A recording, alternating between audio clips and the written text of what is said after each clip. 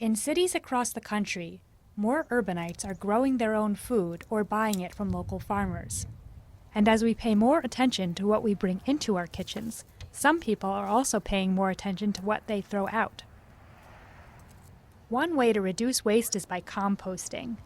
At a Saturday morning workshop in Astoria, Queens, master composter Helen Ho shows newcomers how to build a worm bin for indoor use. Inside go shredded newspaper pages, vegetarian food scraps, coffee grinds, eggshells, even torn up junk mail. A pound of red wriggler worms living at the bottom chow down on it all.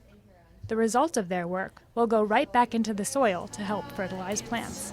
Newspaper, right? And so when I first started composting, I told all my friends, and they would come over to my apartment and they would be like, "Where's the compost?" And they would look, into the corners of my kitchen, expecting like a dirty pile of something rotting away in the corner. Right? And they're like, Ho demonstrates how to properly aerate the bin and rattles off a list of items to help prevent odors. She also encourages the group to warm up to the worms. Have it for once a month. They're like your pets, right? You have to feed them and take care of them. They're pretty low maintenance, so if you go away for like a week or two, they should be fine unless it's... According to the U.S. Department of Agriculture, Americans waste 30% of all the food we produce, buy, and sell.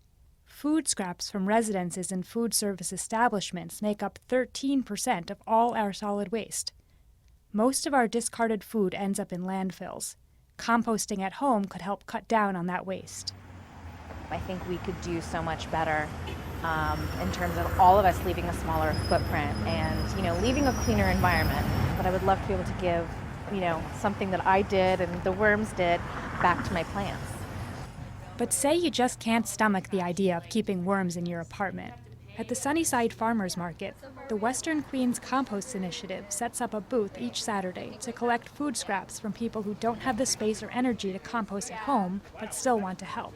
Leanne Spalding, one of the coordinators, promotes the group's mission. It is hard in such small apartments and in this tight urban setting to collect food in just a barrel. So it's just easiest for people to collect the scraps, put them in a bag in their freezer. It doesn't smell. If they have space, it's great. And then they have this nice frozen block that they just come in.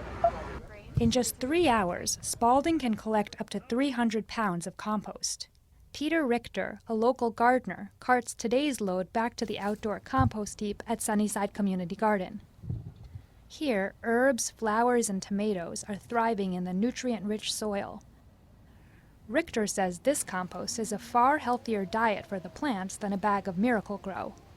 Instead of using synthetic chemicals that destroy all the good bacteria, nematodes, and other things you need to build up good soil, we use a natural compost that we create ourselves through food waste, which ends up being diverted from landfills and saves the city millions of dollars not having to ship it to Virginia or Jersey. Jenny Chalant and Luke Roskin for On Earth magazine.